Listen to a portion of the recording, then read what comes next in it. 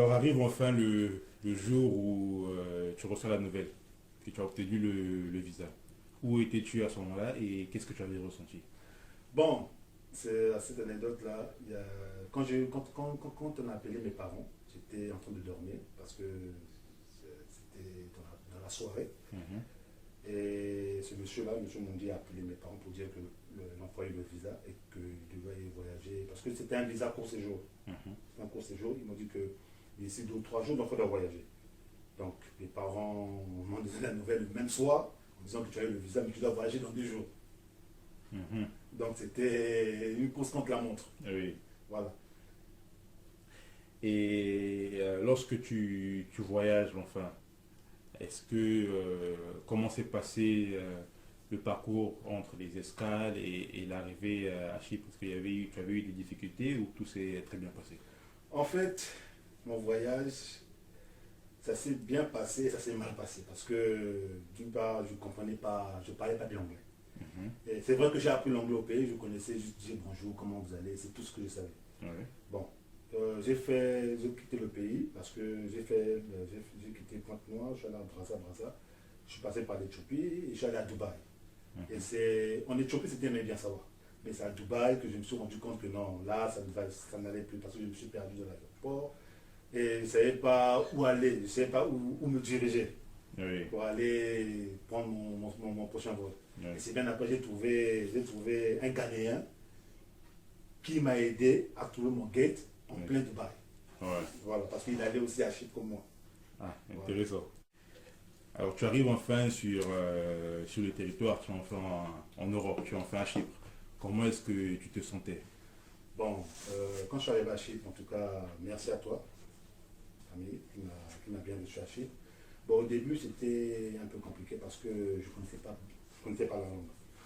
Et au fur et à mesure, tu m'as aidé à parler l'anglais. Et voilà que jusqu'à présent, ça va, je me sens bien. Et comment se sont passés tes premiers jours ou tes premières semaines sur le territoire chypriote? Les premières semaines sur le territoire chypriote, j'étais un peu dépaysé. Je pensais à mes parents, je pensais à mes amis, je pensais plus à ma maman. Donc, c'est elle avec qui j'avais plus de conversations. C'est elle qui me disait que bon, l'Europe, tu vas voir comment ça se passe, tu Mhm. auras plus d'opportunités. Donc, pendant les premières semaines, c'était un peu compliqué. J'étais un peu triste. Mes parents étaient loin de moi, donc voilà. Ouais. Alors tu as dit tout à l'heure que tu ne maîtrisais pas l'anglais, sachant que Chypre c'est un pays où on parle l'anglais et le grec. Combien de temps cela t'a pris avant de... En apprentissage, bien sûr, combien de temps cela t'a pris avant de pouvoir tenir une conversation en anglais tout seul? À la base, je suis arrivé à Chypre en 2009. Donc, je suis Mhm. arrivé en septembre 2009. Et quand j'ai commencé l'école, ils m'ont mis sur un programme approfondi sur la langue. Donc, j'ai commencé l'école en octobre. J'ai fait 6 mois de langue. Mhm. Donc, j'ai fait de octobre à décembre. J'ai fait 3 mois de langue approfondie. Mhm. Et de janvier à mars, c'est là qu'ils m'ont encore mis sur la langue approfondie. Mhm. Et c'est là que j'ai commencé à avoir une conversation normale. Donc pas trop, c'était pas trop ça, Mhm. mais au moins je pouvais communiquer avec des personnes. Oui. Voilà, je pouvais avoir une conversation normale avec des amis, avec des collègues de l'école. Oui. Voilà. Et quel programme est-ce que tu avais choisi une fois que tu avais terminé cette année de langue? J'avais choisi faire computer science. Mhm. Bon, j'ai fait computer science, j'ai fait une année de computer science, 2 ans. Mhm. J'ai fait mon bachelor. Et après ça, l'école là où j'étais, c'était du collège, ils m'ont dit que bon, il n'y a que 2 ans de computer science que tu peux faire. Et après, ils m'ont dit que tu peux faire une licence en management. Donc Oui. j'ai fait computer science. Ils m'ont dit que c'est une bonne idée. Pourquoi? Parce que tu peux être polyvalent partout, Oui. en management et en computer. Oui. Donc j'ai fait 2 ans de computer et j'ai fait 2 ans de management. Ok. Et comment se passe cette période d'études? Est-ce que les professeurs, est-ce qu'ils sont bons? Est-ce qu'ils t'aident à comprendre le sujet que tu souhaites étudier? pendant cette période-là, j'ai eu des professeurs qui m'ont dirigé, qui m'ont aidé, parce qu'il y avait certaines matières que je ne comprenais pas. Parce qu'il y avait certaines matières, il y avait quelques difficultés par exemple, en computer science, il y avait certaines difficultés. Et il y avait une dame qui m'aidait à comprendre à ce que je faisais. Donc elle m'a aidé. En tout cas, durant mon parcours scolaire, c'était un bon parcours. J'ai eu des bons professeurs. Est-ce que tu as des regrets par rapport au programme que tu as choisi ou tu te sens à l'aise sur ce que tu as choisi comme programme à l'université? À la base, je me suis dit que j'allais faire informatique. J'allais faire informatique. Quand je me suis dit que j'allais faire informatique.